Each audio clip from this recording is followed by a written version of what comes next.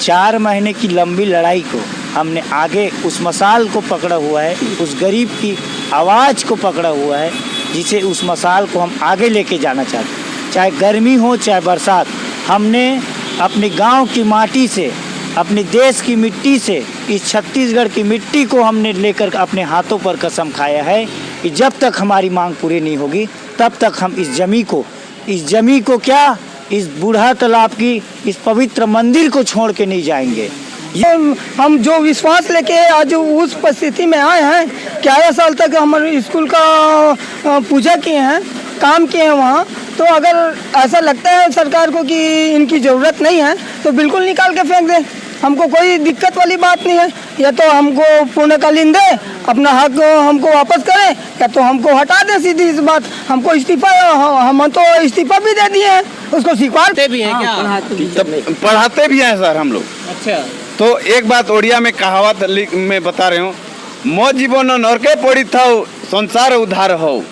संसार का उद्धार, मेरा जीवन नरक में पड़े रहे, लेकिन हमारे छत्तीसगढ़ का ये कर्मचारी साथियों का उद्धार हो। कम से कम मैं मुसाफिर हूँ यारो, ना घर है ना ठिकाना, मुझे चलते जाना है हो, मुझे चलते जाना है। छत्तीसगढ़ में मानसून का आगमन हो चुका है और रायपुर में झमाझम बारिश हो रही है। इसी बीच एक जो धरना, बूढ़ा तालाब धरना पर स्थल पर जारी है, वो सफाई कर्मचारियों का है। आज आपको मैं दिखाऊंगा किस प्रकार से इनका पूरा टेंट उखड़ा है, ज़मीन पे पूरा बारिश का वो सैलाब आ चुका है, किस प्रकार से पूरा पानी भर गया है। और इन लोगों का आज जो था अधनग्न प्रदर्शन था। इसी बीच इन लोग ने पूरे अधनग्न प्रदर्शन किए, बारिश में भीगे। कुछ लोग यहाँ हैं, इनसे हम जानने का प्रयास करेंगे कि क्या था आज। और पूरी तपती गर्मी झेलने के बाद अब बारिश का मार भी इनको झेलना पड़ेगा और पड़ रहा है।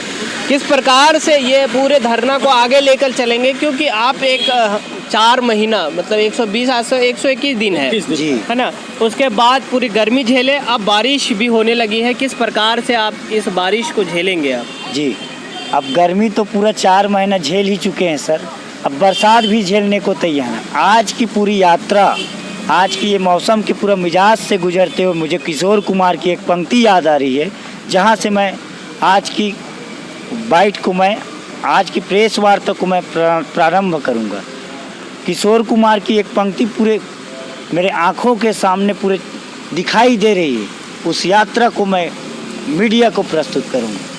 मुसाफिर हूँ यारो, ना घर है ना ठिकाना, मुझे चलते जाना है हो, मुझे चलते जाना है। मेरे सिर के ऊपर आज ना तो आशियाना है ना ही छत है, फिर भी 4 महीने की लंबी लड़ाई को हमने आगे उस मसाल को पकड़ा हुआ है, उस गरीब की आवाज़ को पकड़ा हुआ है, जिसे उस मसाल को हम आगे लेके जाना चाहते हैं। चाहे गर्मी हो चाहे बरसात, हमने अपने गांव की माटी से, अपने देश की मिट्टी से, इस छत्तीसगढ़ की मिट्टी को हमने लेकर अपने हाथों पर कसम खाया है कि जब तक हमारी मांग पूरी नहीं होगी तब तक हम इस जमी को क्या, इस बूढ़ा तालाब की इस पवित्र मंदिर को छोड़ के नहीं जाएंगे।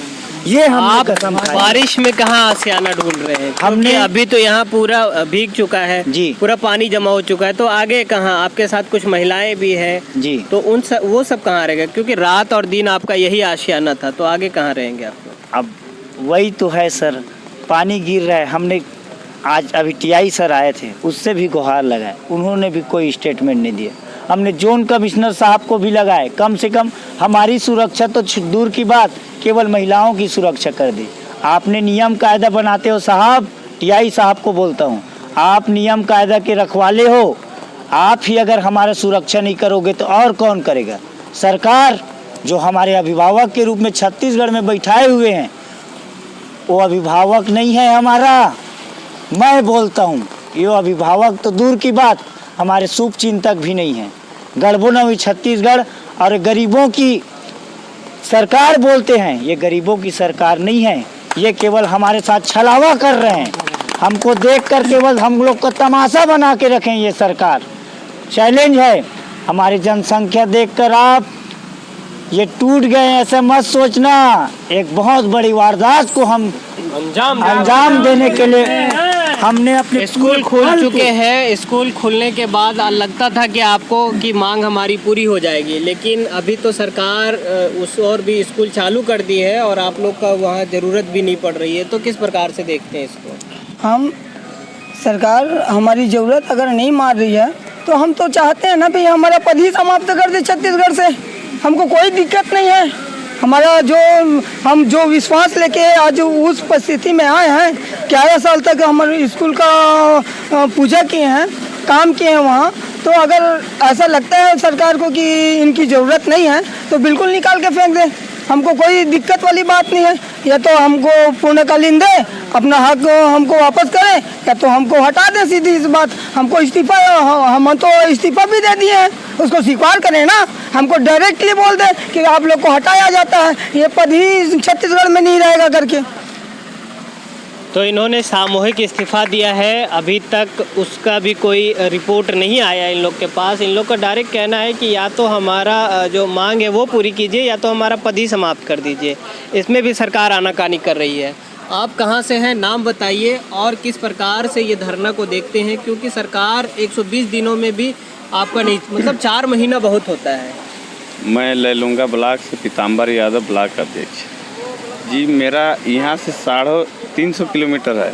मैं ज़्यादातर एकदम उड़ीसा बॉर्डर से आता हूँ। लैलूंगा से लगभग 35 किलोमीटर मेरा घर। मैं ओडिया जानता हूँ भैया, हिंदी मेरे को कहा स्कूल में ओडिया भी चलता है, मैं ओडिया भी सिखाता हूँ बच्चे। और ओडिया में एक तो मतलब सफाई कर्मचारी हैं कि टीचर हैं आप? नहीं, स्कूल सफाई कर्मचारी हूँ मैं। कैसे सिखाते हैं? नहीं, ओडिया मेरा भाषा है, ओडिया हम लोग जानते हैं। स्कूल में पढ़ाते भी हैं क्या? पढ़ाते भी हैं सर हम लोग। अच्छा, तो एक बात ओडिया में कहावत में बता रहे हूँ, मो जीवन नरके पड़ी था संसार उद्धार हो।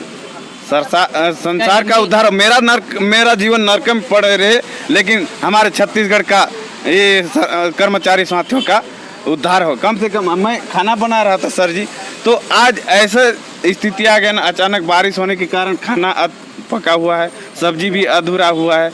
तो हम लोग सुबह से नाश्ता किए हैं, बस चावल अभी तक खाए नहीं है। लगभग 1-1:30 बजने वाले हैं, हम लोग का कोई अभी सूद लेने वाले नहीं है। तो सरकार से यही मांग है कि जल्द से जल्द हम लोग का मांग अंशकालीन है उसको पूर्णकालीन कर दें। तो एक कड़वी सच ये भी है कि ये लोग पढ़े लिखे हैं। ये बंदा MA किया हुआ है और कई दुर्गम स्थलों में, दुर्गम इलाके में, बस्तर जैसे इलाकों में जहाँ टीचर नहीं पहुँच पाते हैं, वहाँ यही लोग पढ़ाते हैं। साफ़ सफाई का काम करते हैं और पढ़ाने का भी काम करते हैं, क्योंकि टीचर इस डर से नहीं जाते हैं क्योंकि नक्सली उनको कहीं मार न दे। तो यही जो सफाई कर्मचारी हैं वहाँ टीचर का भी काम करते हैं। इन लोग कई बार कई फुटेज में बोल चुके हैं कि हम लोग टीचिंग का भी काम करते हैं। सरकार इनके मांगों को क्यों अनसुनी कर रही है, क्यों आश्वासन नहीं दे रही है, सोचने वाली बात है। आप मेरे साथ जुड़े रहें, इसी तरह के मैं खबरों लेकर आप तक पहुँचूँगा। मैं हूँ इम्तियाज़ और आप देख रहे हैं द बोल इंडिया।